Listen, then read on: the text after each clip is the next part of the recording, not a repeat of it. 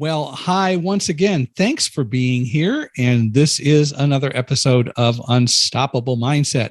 Today, we get to chat with Chelsea Hartner. We've been working at this for a little while, getting it all set up. We've had to postpone a couple of times for one thing or another.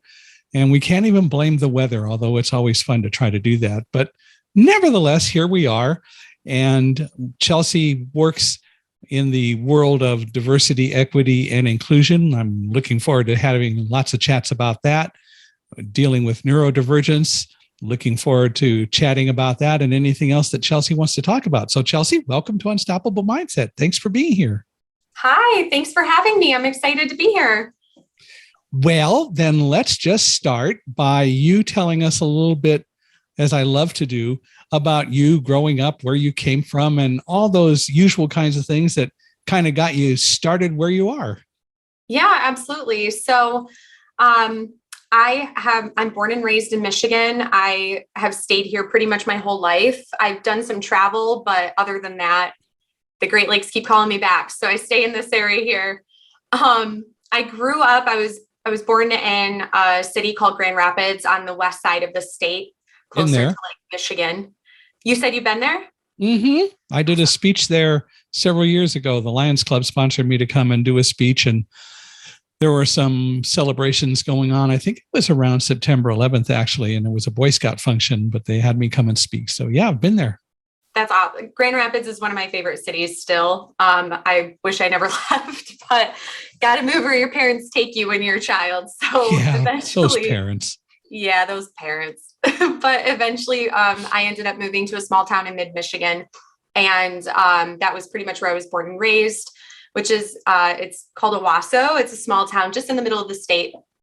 And then I grew up there with two older sisters, my parents, and I pretty much have always been involved with various different activities. I was a choir nerd, so I studied classical music since I was 8, and I've always been in choirs and performing and singing and doing community theater. And that eventually led me to college, where I went and moved to Flint for the University of Michigan, Flint, where I studied vocal performance. Cool. How did that all work out? Well, I'm in DE&I now, so it definitely was a transition for me. You changed along the way. Yeah, well, I changed along the way. Why did you do that? What kept you from not only getting that degree, but then continuing down that path and being in a music career? There were a lot of factors. I think predominantly one of the largest ones was it just really wasn't the lifestyle at the end of the day that I really wanted. I had a lot of various life circumstances that kind of played into deciding to change directions after college. And one of those was deciding, I wanted to have a family. I wanted to be a little bit more settled. I didn't want to have to keep auditioning and never really know where my next job is going to be, because when you pursue things like opera, when singers are at an opera house performing, they're auditioning for their next gig. So they're auditioning for, they're always auditioning. There's never like consistency. And it just got to a point to where I just realized I couldn't do that. It wasn't something I couldn't afford to do that. And two, I wanted to have a family. I wanted consistency. I wanted benefits. And so at the time, I was selling suits. I was working at Men's Warehouse selling suits, and I was working very closely with my store manager, and he helped me to discover that one of my biggest passions was relating to people and building relationships and making an impact in people's lives. And so I started to think about, well, maybe I want to do HR. Maybe I want to go down that route. But it was really difficult to build a career in that when you don't have a degree in it. It's very, very hard. And then recruiting came up with a friend, and they were like, you don't want to do HR. HR is too much paperwork. You want to do recruiting. So I started looking into recruiting jobs. And when I ended up finding a recruiting position, it ended up being pretty life-changing for me because it eventually led me to DE&I. While I was there, I was recruiting for the last 5 years. And as a recruiter, I was also pulled into a lot of conversations within diversity, equity, and inclusion. And then I started leading it for my team. And then I was a chair for my team. And then I was pulled into our executive council right before I left for a program manager role in it. So it was quite a zigzag. I'll call it a zigzag. It was a good zigzag to get to where I'm at today. So when you were at Men's Warehouse, did you ever get to meet George? Mm-mm.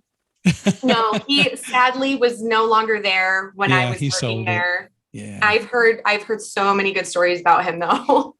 I remember some of the old original Men's Warehouse commercials with him, and I know that he sold it and he's no longer there, but I've occasionally gone to get some suits and things at Men's Warehouse, and I've actually found people who did get a chance to meet him, and they say the same thing, that the stories have all been very positive. Yeah, he was a good influence on that store, a good leader at that time. Well, everybody moves on. So, so you are now a program manager. So what is a program manager in terms of being different than what you used to do? That's a great question. So I have always done production roles. Sales is production, recruiting is production. It's all about how many calls you make, how many people you talk to. In recruiting, it's always about how many people are you helping to get jobs. There's a lot of just milestones that you have to be hitting from a hourly, weekly, sometimes monthly basis, quarterly. There's just always, these are our numbers and we have to maintain these numbers, or these are our daily goals and things like that. And program management is not production. So it is not like fast paced. It's not urgent. It is very strategic. It is change management. It is building relationships, making changes or making influential and strategic changes. And a lot of that is more spaced out over time. It can be slower, but it tends to be more rewarding because the impact is bigger once like that program has been achieved, whatever that might look like. So is that a program essentially within your company as opposed to doing recruiting, or do you still get involved in recruiting directly, or you're now kind of helping to shape policy in a lot of ways? I'm more involved with our DE&I specific initiatives. So it's not, so I don't support recruiting anymore. I've done some additional updates like on some of our recruiter training, but I don't specifically support that. So my primary focus with my team is within, so I guess I'm backing up a bit because it's a lot easier to explain this way. So we prioritize our initiatives within 3 pillars. So we have workforce, workplace, and marketplace, and each one of those has a different focus. And so it's probably easier to think of it more like the people of the organization, the environment of the organization, and how we impact our customer. I specifically focus within the environment and the people buckets. And so my initiatives and goals are all about driving effective change and strategy across the organization as it relates to DE&I for our people that eventually will also impact our environment. So for you, how did you get involved in really doing DEI kind of work? Because that's clearly a whole lot different than vocal and even directly recruiting and so on. What pushed you to do that? I had somebody pull me into it. So I had an instance where I felt like I wanted to quit, and I didn't feel like I was fitting in with my team. I didn't feel like I was making deep connections with my team. I was really struggling with being able to find meaning, just specifically within the culture of my team. And I went to one of like there was only a handful of female leaders in our office at that time. And I mean, this was 5 years ago. So a lot has changed since then. A lot has changed since then. And I went to her and I just kind of shared with her what I was struggling with and where I was at. And she said, you know, Chelsea, I think the reason why you don't feel like you fit in is because you're not meant to fit in. You're here to change things. And I'd really like you to, you know, join me in the next DE&I call that I like, you can shadow me on the next DE&I call that I have with the company. And so that was really how I got into it. It really wasn't anything that I had initially initiated because I didn't understand it. I came from a background that didn't even have DE&I. So I had no idea what this even was. And here I am thrown into a team that actually really, really does a lot of work within DE&I, but I was still new. And so I still didn't understand it. And so ever since she pulled me into it, I started to shadow her meetings and listen to the phone calls and kind of the things that they were talking about. And I would translate it back to my office and to my team. And then I eventually started to lead in that capacity across the team and help develop more diverse hiring initiatives. And then I started to help with just kind of thinking through diversity and inclusion and what that meant for our specific pocket of recruiting and training and development. And then eventually an opportunity opened up at our sister company where I'm at now. And that's how I eventually came over there, because there was an opening for a program manager. And I had all this experience that I was doing on the side to my recruiting role that prepared me for this. So the whole idea of recruiting and the whole involvement that you had certainly had to help prepare you for doing this, which is, I think, what you're saying. Mm-hmm, totally. Yeah. There's a big element in recruiting that I think is highly underestimated. And it's really just building true, authentic relationships with people. I think that the best recruiters out there actually build authentic relationships with their people. They know their contractors. They build the rapport with them from the beginning throughout their contract work at the client. And that ultimately, at the end of the day, was the most rewarding part about being a recruiter. But doing the work with my team ended up supplementing my why, as Simon Sinek likes to talk about the why, and that's a really big thing with me is the why.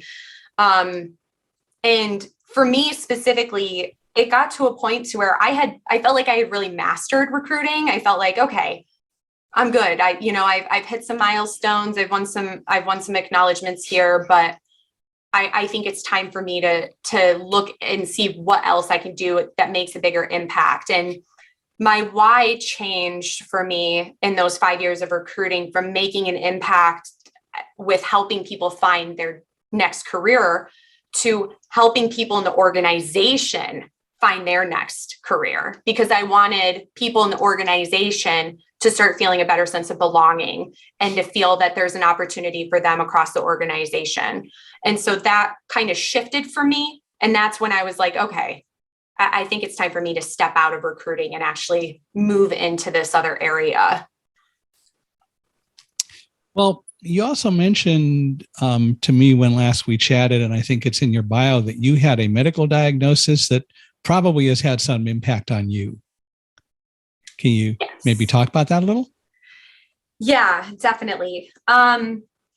So in 2020, like most people, I started seeing a therapist. And I think that there's just a lot of things that were kind of catapulting me to seek additional help. At the time, my fiance and I had to push our wedding back because we were supposed to get married in 2020 and we had to push it back. And there was just a lot going on. And I was really struggling through it. And I started seeing a therapist who I actually found through my company's EAP program. So to anybody who's listening or watching, if your company has an EAP program, I highly recommend that you look into it. EAP is part of a benefit program.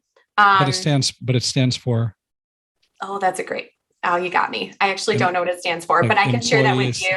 Employee Assistance Program or something like that. Yeah. Yeah, I'm pretty sure you're right. But that's how I found my therapist. And she brought up to me, I was having a pretty deep session. I don't quite remember what exactly I was talking about at the time. But she just brought up, have you ever been diagnosed for ADHD? And I was really taken aback. I actually kind of got a little defensive. Initially I was like, no, I haven't been diagnosed for that. No, nobody's brought that up. No, that's not me. But my sisters have ADHD. And she's like, really? They have ADHD. And so why haven't you looked into it? Like, has it just not ever come up? And it's not that it hadn't ever come up. I think that my sisters, when they were both diagnosed, they both encouraged me to look into it. And at the time I was like, no, I'm not hyperactive, bouncing off the walls, all the stigmas that come with ADHD, little like young boys in elementary school. Like that's initially where my head went. And it was really awful. Like looking back and realizing that this stigma that I had about ADHD actually limited me for so long with getting my own diagnosis and potentially my own support for years. Could have really helped. It probably in many ways did hold me back that I just didn't notice. But after she brought it up, I talked to my sisters about it again, because this was the first therapist. Like I've been in and out of therapy. I've always kind of like, I promote therapy. I'm a big proponent of mental wellness. And I've always seen therapists off and on, but none of them have brought this up. And so I talked to my sisters about it in more detail. And I started to do a lot of research, just an astronomical amount of research on what ADHD is, how the symptoms truly show up, especially for females or for people that are socialized as females. And I think that I eventually just kind of said, okay, I think I'm ready to explore this a little more. So she referred me to somebody and it was confirmed that I had combined ADHD. And I got that diagnosis in 2020. And that definitely has played a major role actually in my career and how I approach work and just about everything that I do now. I think that it's just having the blinders pulled off my eyes has just really confronted me. Like I'm constantly in confrontation with it in a positive way, just like acknowledging the real elements of who I am for the first time in my life. So you weren't diagnosed for a long time. And I'll tell you, I've had a number of people on Unstoppable Mindset who have been in the same kind of position. That is, they didn't get diagnosed until later in life for whatever reason. But how has it made a difference for you? What maybe I should start and go back a little bit. What are kind of the things that demonstrate and manifested that you had ADHD? So what kinds of experiences did you have that led people to diagnose you with it? That is, in terms of your personal experiences. I think some of the most common ones for sure are impulsivity. Impulsivity is a huge symptom in various ways, but for me, it was specifically within behavior. Like there's just a lot of like behavioral impulsive reactions, struggling with emotional regulation. Executive function was a big one. Executive function by far shows up the most as a program manager than I think I've ever experienced before. And that might not be true now that I'm saying that, just because I know for sure it impacted my education, because I was a fairly mediocre student. I was very, very average. But I struggled in the schoolwork and in the classes that required a lot of steps, like math, chemistry, like all of those ones where there's just a lot of steps. It was very difficult for me to actually put the right thing, or to put things together in the sequences that it needed to be to get the correct answer. And I definitely struggle with over rumination. So I think one term that comes up a lot for ADHD within the ADHD community is rejection sensitive dysphoria.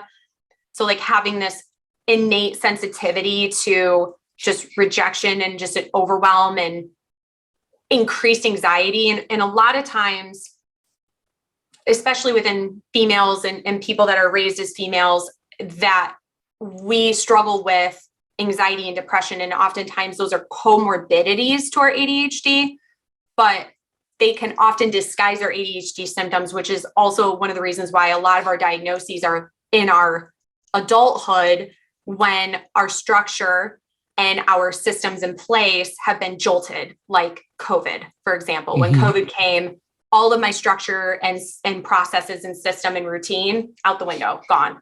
And it just made life hectic and chaotic and overwhelming and very difficult for me to process. And that eventually exposed what I didn't realize I had my whole life until that moment.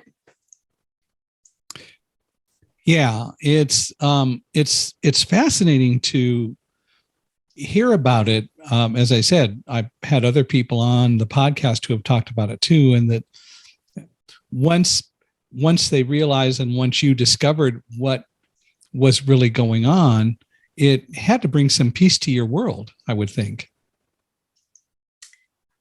Sometimes. Yeah. Well, at least you know what's going on. Yeah. And I think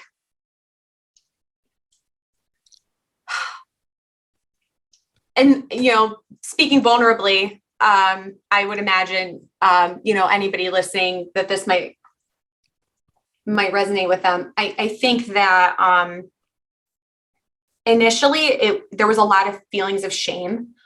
There was a lot of feelings of feeling just like I missed out, like I could have had support. I could have had necessary accommodations. I could have had so much more help had I known sooner.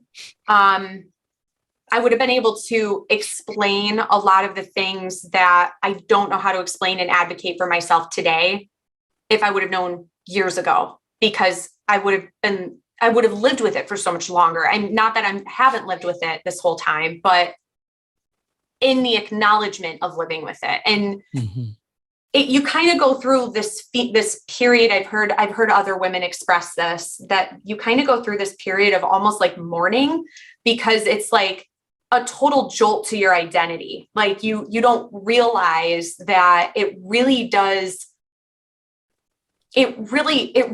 impact who you are and how you see yourself. And then when you end up having those neurodivergent moments or those ADHD moments, initially, once you can identify them and you're able to acknowledge what's happening or what's going on in your mind or what you're struggling with is a symptom of your ADHD or your neurodivergence, it's kind of this initial feeling of just shame and upset, shame, disappointment, upset, but then you eventually move through that. And I finally gotten to a point to where it's not that I don't struggle with that, because I definitely still do, but I'm able to acknowledge, okay, like I have tools now to help me get through this moment, to help me overcome this. And I can manage this moment. And I know how to communicate this now to my manager on what I need and the support I'm looking for from them. And they're able to help provide that for me because I'm able to advocate better for myself. But initially it was very difficult. So sometimes there's peace and sometimes there's still frustration. Yeah. Hopefully it lessens over time, but we all get locked into the shoulda, coulda, woulda kind of thing that really tends to create a lot of problems rather than dealing with acceptance and recognizing, okay, there's nothing I could have done about this earlier because I didn't know. And now it's time to move forward. But I would think that as you just described it, now that you have been given this, I'm going to put it this way, gift of a diagnosis that allows you to move forward and recognize more about you. That must make you a lot stronger program manager in dealing with diversity and inclusion in what you do on the job, because now you can deal with it from experience.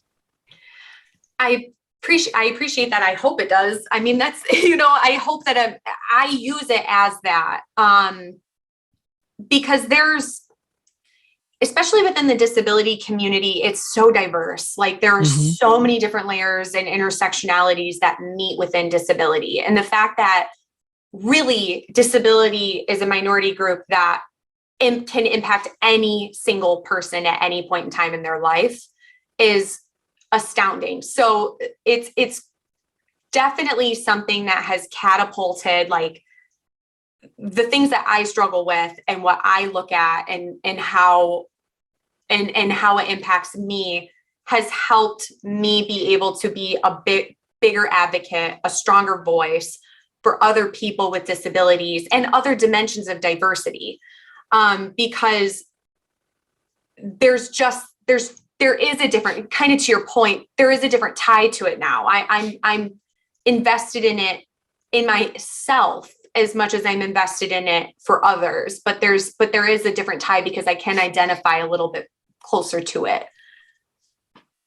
The whole idea of disability is so frustrating in some ways because as I put it, and I haven't seen a better way to put it yet, we don't recognize in the world that disability does not mean a lack of ability.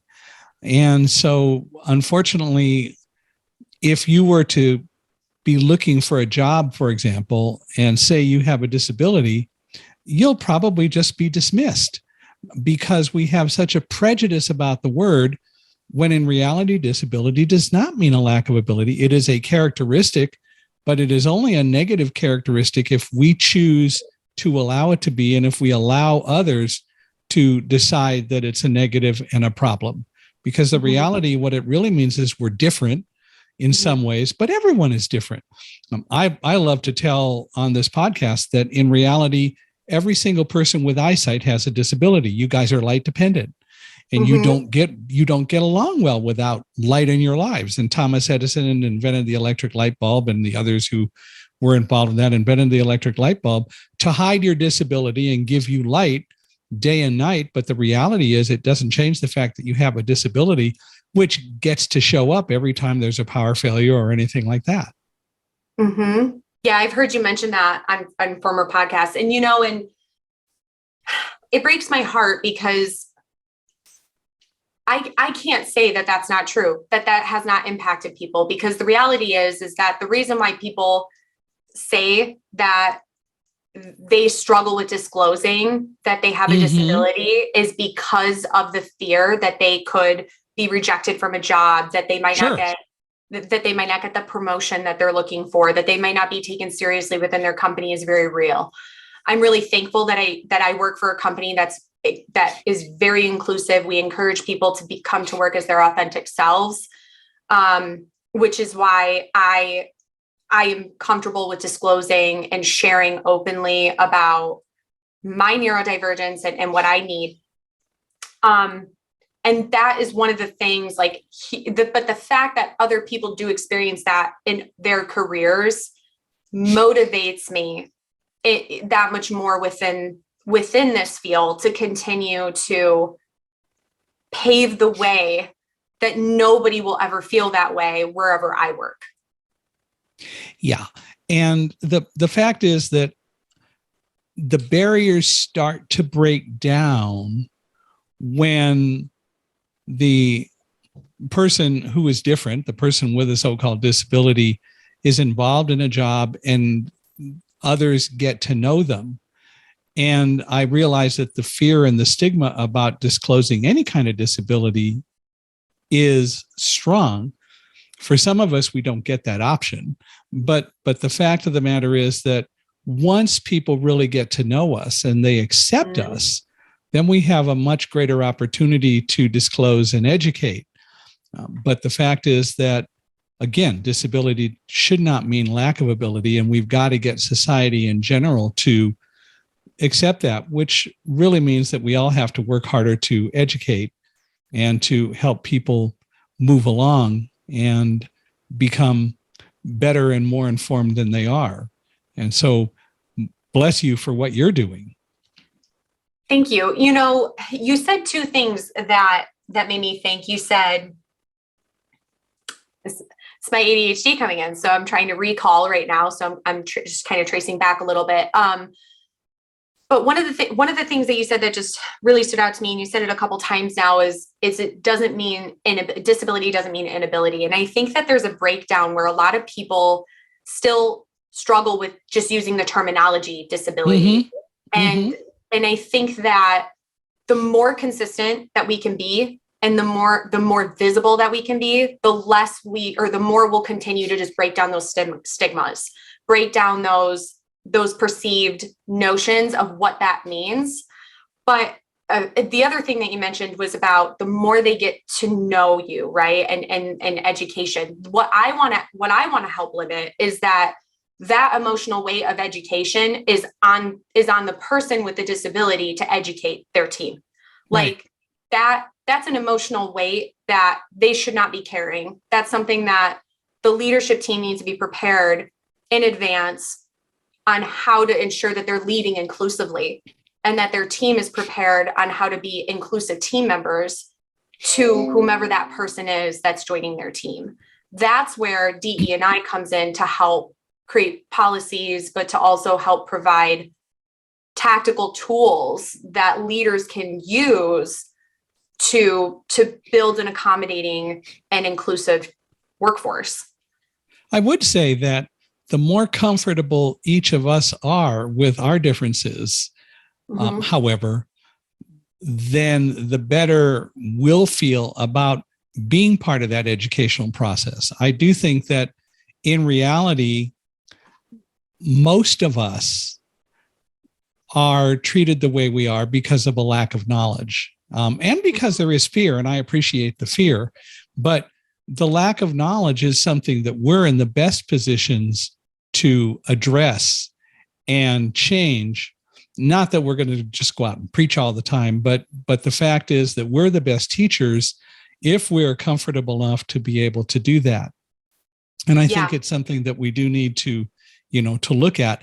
We shouldn't be hired as token teachers, but teaching is part of what we can do and should do. So, for example, I've talked to people who happen to be blind who get very offended when someone comes up and talks with them about being blind and what's it like and all that. And some of the blindness related organizations have helped create those frustrations because of how they've treated blindness. But the fact is that if we get comfortable ourselves and recognize that we're the best teachers and think about that and internalize it, then we are in a better position to move forward and help others understand really what's going on.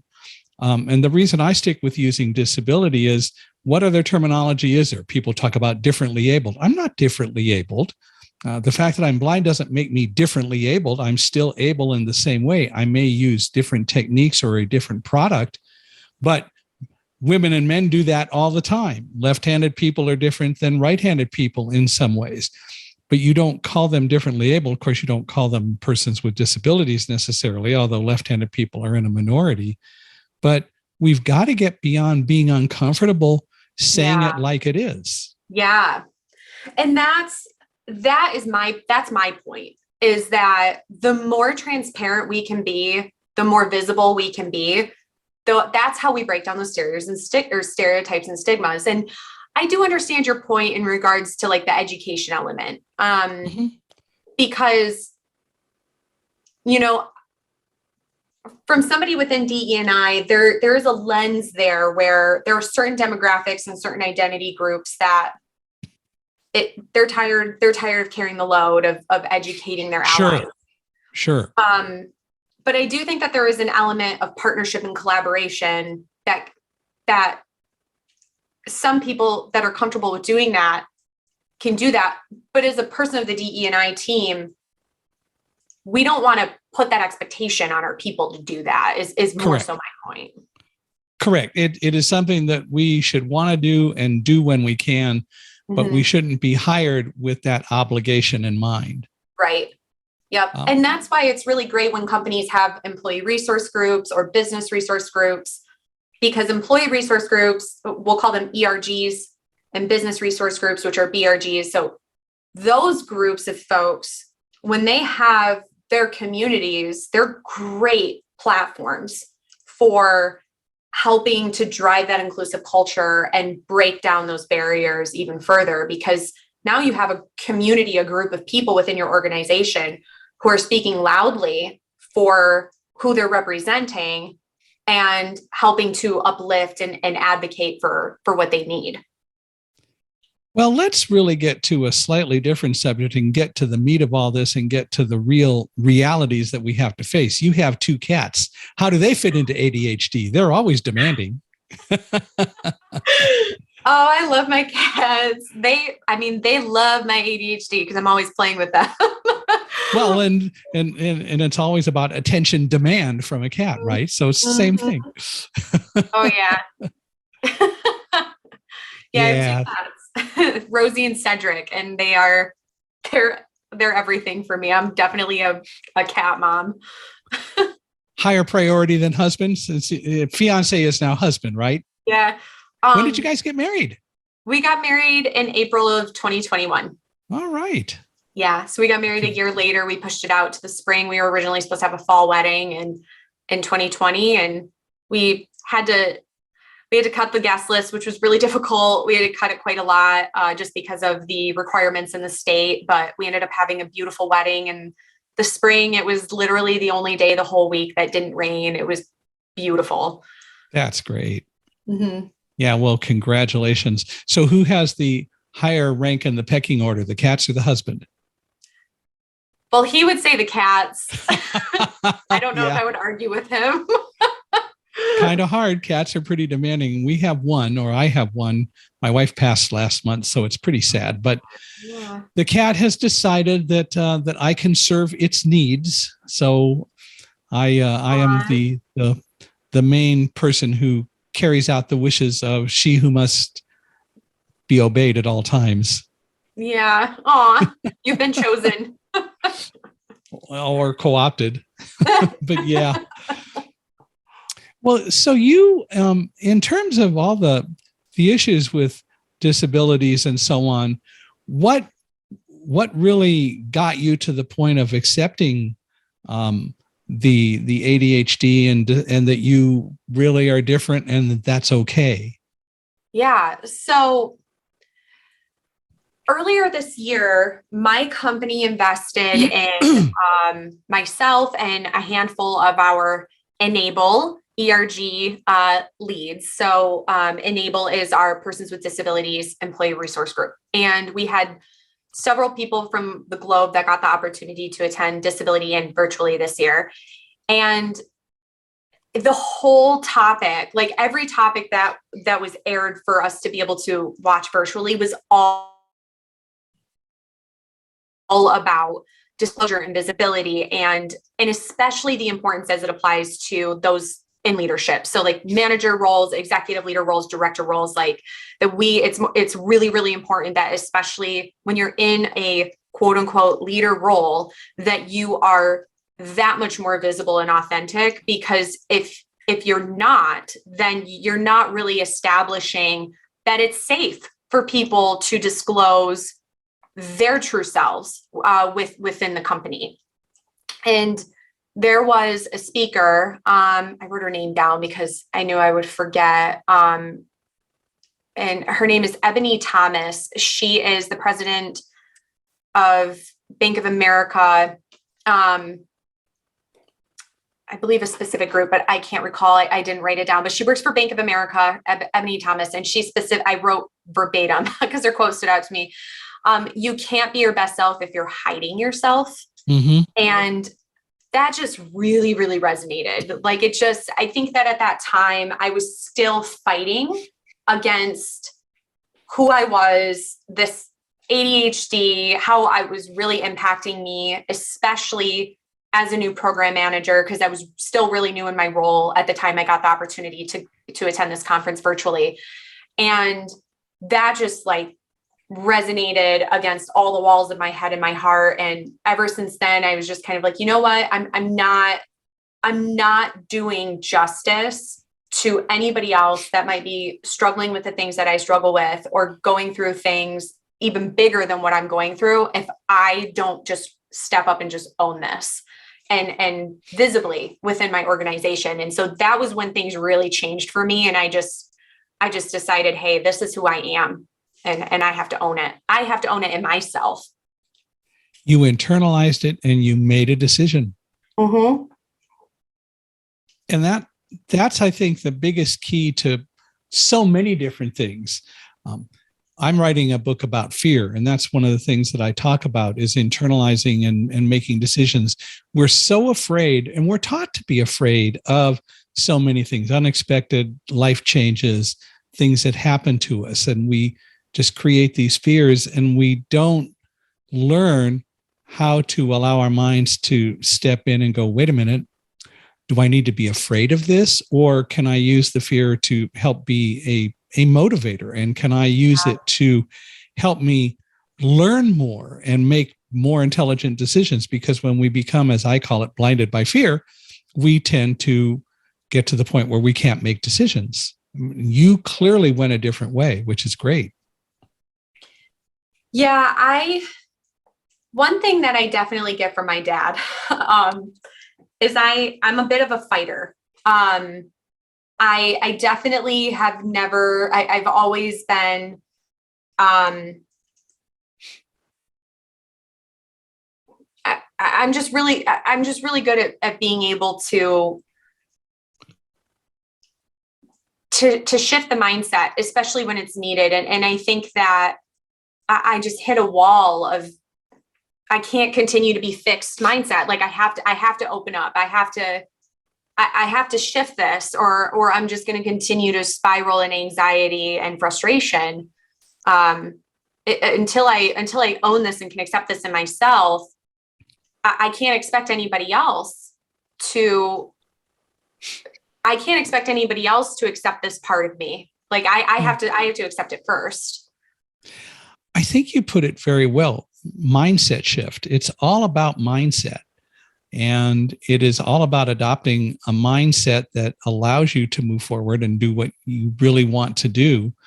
And so you've taken ownership, you've changed your mindset, and that's really pretty cool. Thanks. And you can't argue with success with that. If you had known at a younger age about being ADHD, do you think it would have made a difference in what you're doing and changed your path in a lot of ways? Sometimes I do, and sometimes I don't. Mm-hmm.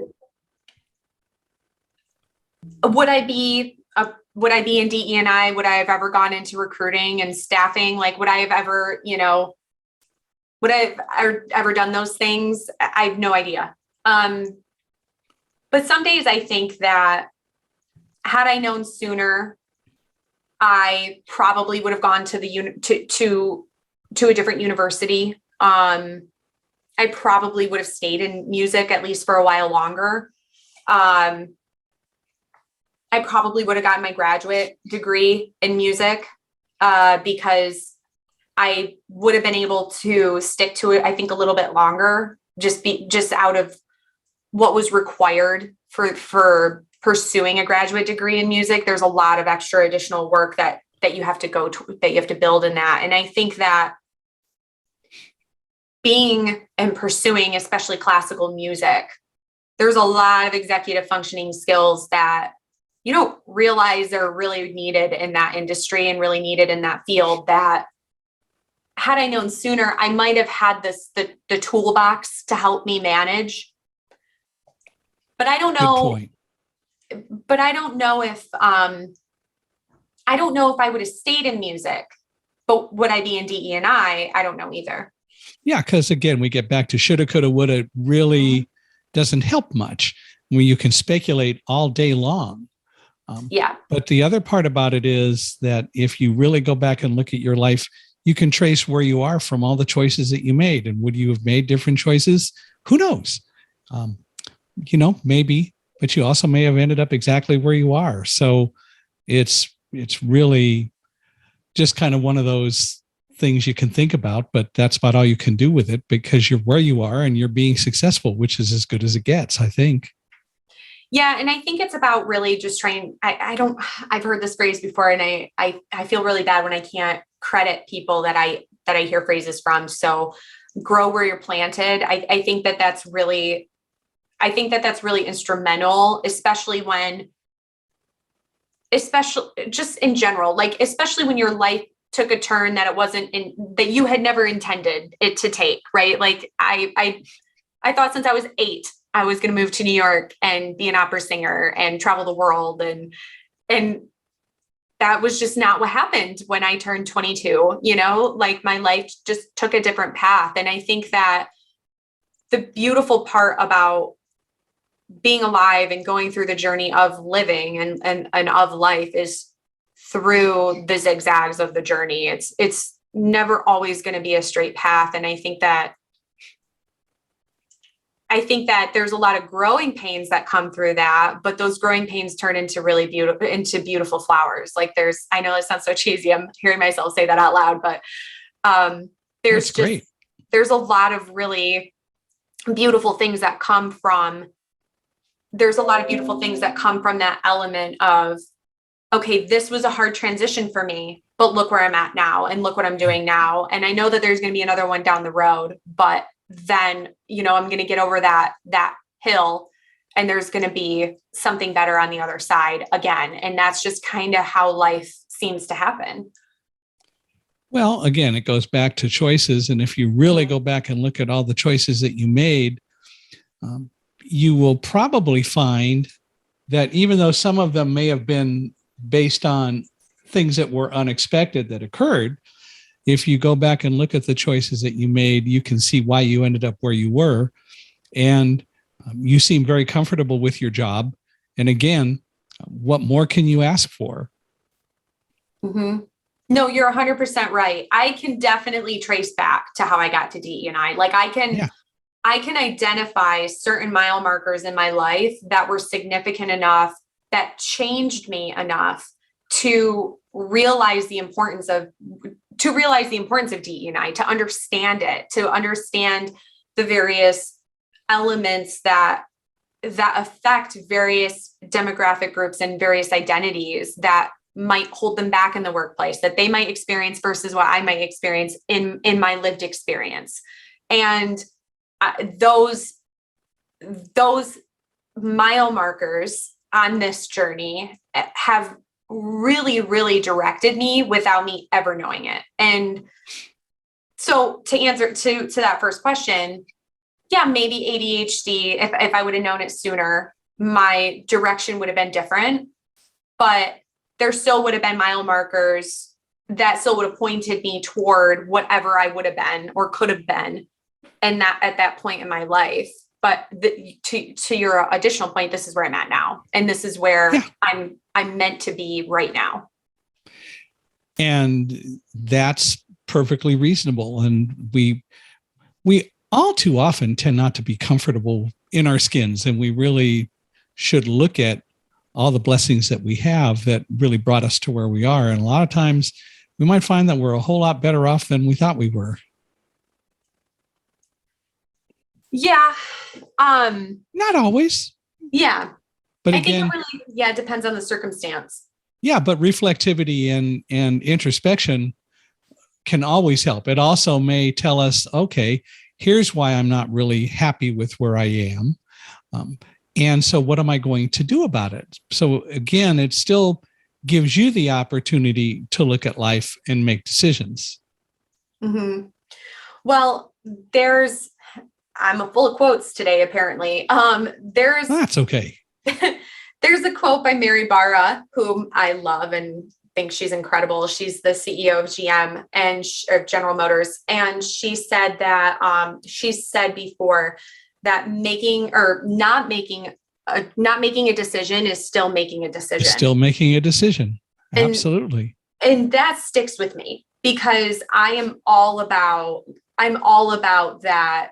I can either stay where I'm at, or I can continue to move forward, or I can run away. And I think that's why I say, like, I get a little bit of this from my dad is like, I'm a fighter. Like if I'm put into a position where I have to make a quick decision for the better of my current circumstance, I'm going to do it, and I'm going to do it right away. I'm not going to wait. I'm going to take the initiative and I'm going to do it. And I think that is the beauty of, like, you know, kind of talking about like that peace element of ADHD, like that impulsive stride of my ADHD has really pushed me in ways, again, kind of looking back as mile markers that I never saw before. And like in those circumstances where I have to make that decision that's right for me, for the betterment of my future trajectory, I'm going to impulsively do that and I'm not going to wait because I know that that's the right thing to do. So carrying on that whole thing a little bit, whether it's a team decision or whatever, when you make a decision, what do you do when you discover that maybe it wasn't really the best decision? Apologize. You know, like ownership seems to be a common thread in our conversation today. And, you know, part of extreme ownership is being able to own when you're not right. Mm-hmm. And I think that is the element, that's one of the elements in being in my role that is hard for me, because I do have to take into consideration before I just make a decision or before I just go. I do have to take into consideration, okay, have I talked to the right stakeholders? Have I gotten the right buy-in? Have I put in the right plan to ensure that this isn't like an initiative that's just going to hit the wall and, you know, it's going to make an impact for a week and then everyone's going to forget about it, but that this is thoroughly implemented into how we do things across the organization. And that is the hard part about kind of like reeling myself back in. But when we are talking like specifically about life choices and making the right life decisions and the confidence in that, those are two different elements of that impulsive drive. And controlling it is a little bit different, but I do have to be in the circumstance that it wasn't the right decision. And especially as it applies to my job, I do have to be a lot more considerate because I can't just do things. It's just not how business works. Well, yeah. So one of my favorite books is a book entitled The 5 Dysfunctions of a Team by Patrick Lencioni. And he talks a lot about decisions and he talks a lot about teamwork. And one of the things that he really stresses is when a decision is made, whether it's an individual decision by a team leader because it's their job or the team makes a decision, everyone should support the decision. If you find out it's the wrong decision, you acknowledge that and then you reassess. And I think that's the big issue. You do take ownership, but the reality is that decisions also may be made that were incorrect, but only the information that you had was what led you to make that decision. Right. So the fact is that while a decision may not have been correct, if it wasn't just made arbitrarily without thought, then in reality, if you thought about it right, then okay, it was the wrong decision, you own it, and you go back and you reassess, and you may involve other people or whatever needs to be done. But you're right. It's all about ownership of what you do. Mm-hmm. But that's okay. Yeah. No, I totally, I stand by that. And I'm a fairly transparent person. And one of the things that I value in other people is transparency. And so when it comes to decisions and when it comes to, you know, needing to pivot or needing to, I say pivot and I just hear pivot from Friends in the back of my head. But I'm not sure if you watched that show. Which show again? Friends. Uh-huh. Yeah. I just watched that episode yesterday. So I heard that when I said pivot, but anyways, but when you have to make a decision, being transparent about, hey, we did this, or I made the decision that we should do X, Y, and Z, but this wasn't the best route. And this is why, and this is what we found. And I think we need to work together as a team.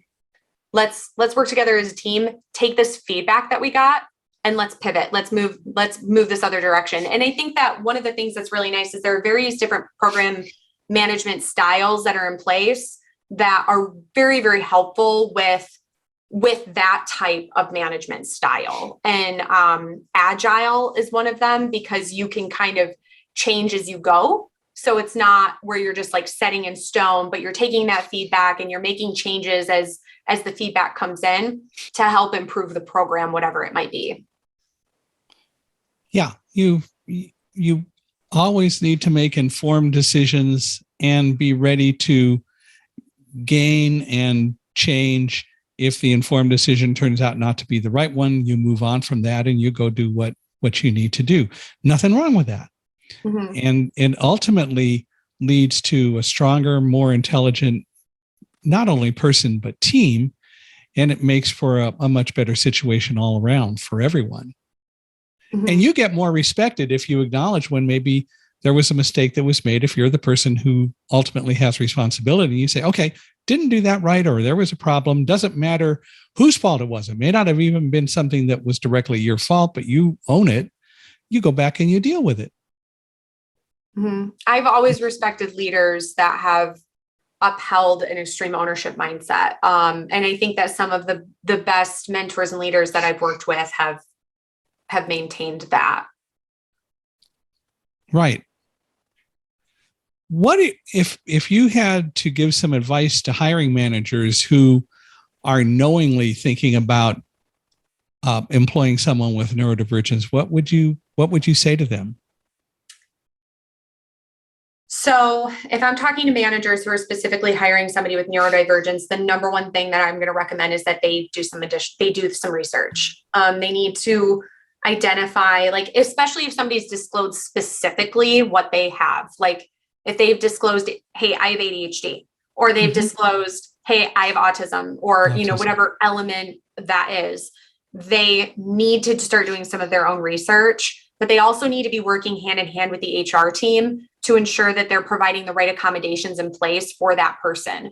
A lot of elements of being neurodivergent, especially within, from research that I've read and gained, a lot of folks within the autism spectrum and within ADHD, which is also considered a spectrum disorder, there are sensory stimulation overloads that they can experience, and that varies based on the person. The fact that it's already considered a spectrum disorder means that each person is different. They need to also be having and maintaining one-on-ones with that person and providing consistent feedback with that person so that they're not ever left wondering, am I doing anything right? Because I think that a lot of times we internalize a lot of things. There's a lot of things that happen in our heads that you will never see. And a lot of that is because of just an internalization that we've experienced our whole lives that we will continue to maintain the rest of our lives, because of how we were treated in school, what we had to overcome in school, things that we struggled with in college, with our peer groups. There's a lot of elements there. So educate yourself, work with your HR team, plan one-on-ones. I would also partner them with a buddy. I would get them partnered with a buddy, because it's very difficult for us to feel, it's very difficult for some folks within the neurodivergent community to feel comfortable with tough feedback and with asking difficult questions. But when we have built a good relationship with somebody, it helps ease that tension. And especially if there are like specific social norms that are important to be aware of, that because there are some corporate cultures that are very just extroverted cultures that have a very high expectation of how people interact with each other around the office is really happy to have a buddy in the beginning of their career that can kind of help break down some of those social cues for them so that they can understand that as they progress. And again, the other aspect of all of this is, of course, that when you're talking to someone who might be considering hiring someone who they learn is a person with a disability and neurodivergence, in this case specifically, that there's nothing wrong with doing that. Everyone has gifts, and it's all about finding the right gifts for the right job. And that if a person shows a resume that demonstrates they have the gifts that you need, then you don't rule them out. You learn how to make it work, because everyone's different. The fact is, even if you have 10 people you're considering, none of whom have neurodivergence, they're all different and they're all going to behave differently and everything else. So we need to, again, get the stigma out of it. Yeah. I think one of the things that I find really interesting that, and I wrote about this in my article that I posted on LinkedIn, about neurodivergence, is that at the end of the day, neurodivergence and people that bring that part of them, that bring that with them, because we can't leave it behind us. Like when we come into the workplace, right? Like we really are helping, like when leaders can be very intentional about being inclusive leaders, they're being very individual per person. And that's really ultimately a true sign of a real inclusive leader, is when they're providing individual coaching, mentoring, management, leadership, whatever, to each person individually as they are and how they come to work every day. And neurodivergence, it kind of forces that, because especially if like our symptoms are pretty obvious, or that our neurodivergence is obvious, because, and that's not to exclude other groups and other demographics and identities. I want to be very clear about that. There's no comparison there. My point is just that at the end of the day, all leaders, they need to start thinking and having a very individualistic approach to their leadership style. And that was kind of the goal that I had when I wrote my article on LinkedIn about neurodivergence. And that's just what stood out to me about what you just said. There's nothing wrong with that. And those internal partners that we have, like our HR team, our DEI team, our employee experience team, like those are the people that we should be connecting with and working with to help prep us and prime us internally to ensure that when somebody comes in, they're bringing their best selves to work, but they're not staying in that position. My goal eventually, right? Like, I don't want to stay in this role forever. Like we're all progressing in our careers. And so I think there's also an element there of we have to get past this point of, okay, I hired somebody within this community or within this dimension. Okay, now what, right? Like, I think a lot of managers at some points in time still can get stuck there. And it's a matter of, we still need to be mentoring these people. We still need to be retaining and advancing and paying them equitably across the organization. And a lot of that comes down to that individual leadership approach. And I think one of my favorite ways to assess a leader is to also see that they recognize when they need to give up being the leader to let somebody else lead. And there are going to be times that you or any one of us with a so-called disability may be the best person to take over in some particular situation that's going on within the team. And the good leaders are the ones who are willing to recognize that and value it. And all too often we just let ego get in the way. So it really is an issue. What would you say, and what kind of advice would you give to a person who is applying for a job who has a disability? Well, let's deal with a neurodivergence type of disability. What would you advise them? I know it's difficult to self-ID. I know it's difficult to disclose, but I really highly encourage it. if you get denied an opportunity because of it, you don't want that job anyways.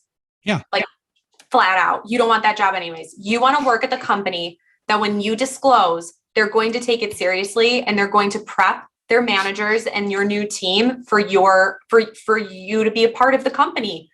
Because at the end of the day, if we continue to mask or continue to hide or continue to cover up our disability or neurodivergence or any other dimension of ourselves, then we're going to continue to keep the stigma, keep the barriers. We're going to continue to have equitable or not equality, but equitable opportunities taken away from us. Like we need, and we're never going to really be able to truly get the support that we need and advocate clearly for that. We have to be visible. We have to be out front about it. And I can't repeat that enough. I know, and I say that as somebody who has a job, and who's happy in her role and works for an inclusive company. But I know that sometimes people are they're in a box. They have to accept that job.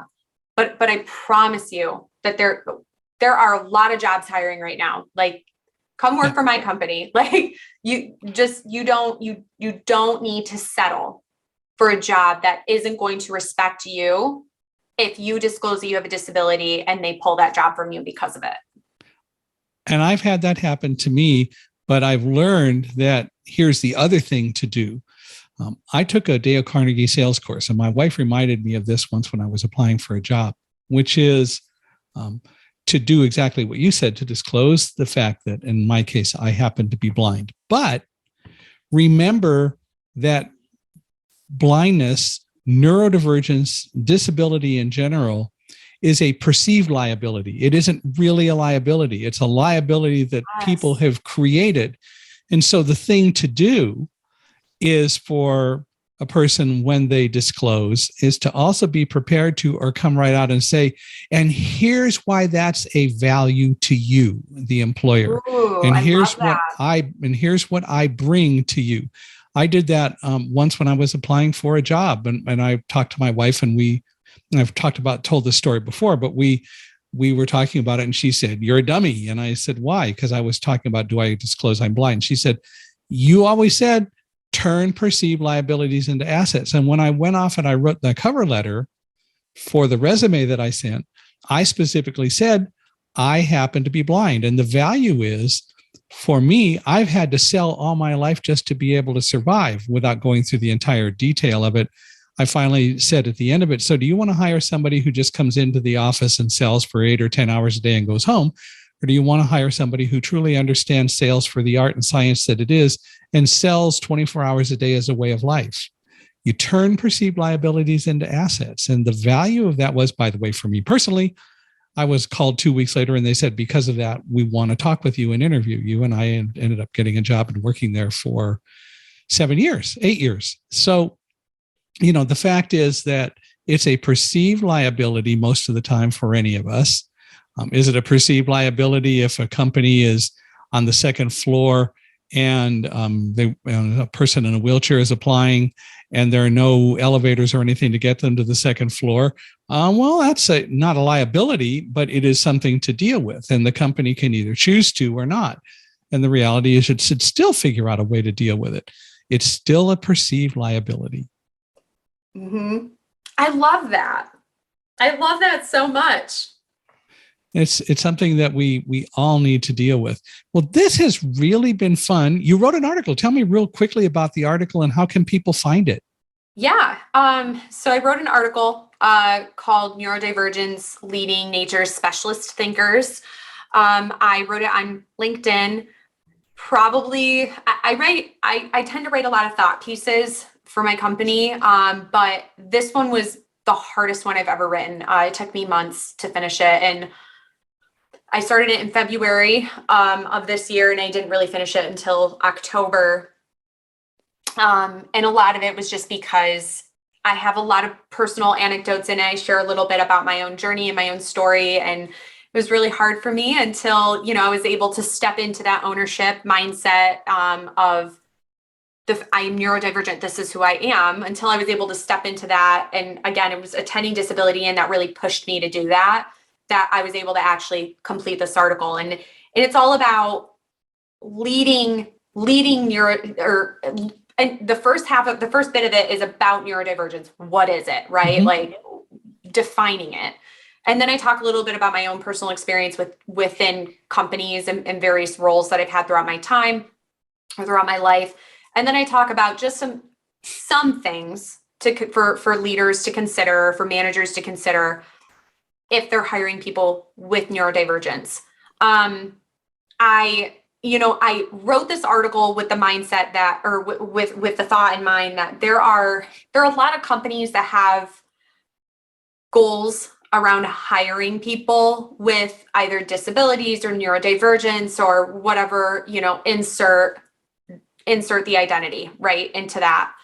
But there aren't a lot of articles specifically centered around how do we ensure that that people that we're hiring with either disabilities or neurodivergence are coming into our company and they're a culture add, like they're adding to who our company is. They're adding, they're providing value, that we're investing in them as people of the company, that there's retention, advancement, that again, equitable opportunities are provided to them. There aren't a ton of that, specifically as it relates to neurodivergence. And so this article by no means is all encompassing, because as I've already mentioned, especially for autism and ADHD, those are spectrum disorders. So they vary, our symptoms vary on a scale depending on the person, which is why I highly recommend those one-on-ones, doing additional research. Don't just rely on only what your HR can provide you. It is on the manager to do more too. But that's kind of the article in a nutshell. And I'm really proud of it because it took so long, and there's a lot of sources in there. There's a lot of sources. So there's a lot of additional research that you can kind of connect to out from it as well, from just the places that I was able to pull from. So 2 points. Point one, the article is more powerful because you put yourself into it, and that's great. And the second is really a question again, how do people find it? LinkedIn. And what do they search for? Can go to my link. Yeah, you can go to my LinkedIn page. You could go to my LinkedIn page, Chelsea Hartner Bernarski, but you should be able to just find me at Chelsea Hartner too. Why don't you spell that for me? Yeah. HARTNER V as in Victor, ERNARSKY. And of course, Chelsea is CHELSEA. Correct. Yes. Yeah. I'm so sorry. No, that's okay. I figured that out. And you can go to my LinkedIn page there, and it is a featured article. So it's the first article that kind of pops up when you scroll through my profile. Well, that is exciting. Well, Chelsea, I really have enjoyed this. And I hope that you listening out there, that you enjoyed it as well. We really appreciate you, Chelsea, coming on and sharing so much about yourself. I know some of it was probably a challenge, but I appreciate you doing it and feeling comfortable enough to share it with us. I would love to hear from you out there. If you have comments, please let us know. You can email me at michaelhi@accessibe.com, or go to our podcast page, www.michaelhingson.com/podcast. And of course, we really would appreciate it if you would give us a 5-star review for our podcast today. Chelsea would appreciate it. I would appreciate it. Chelsea's cats and my cat would appreciate it, or they might come and haunt you if you don't. But it's possible. You never know. These cats know a lot. But so we really would appreciate it if you give us a 5-star review from listening to this today. But most of all, I want to thank you all for listening. And Chelsea, once more, thank you for coming on Unstoppable Mindset and talking with us today. Thank you for having me. This is the first podcast I've ever done. So I hope that I left a good impact for your audience. You done really good, as they would say. Thank you.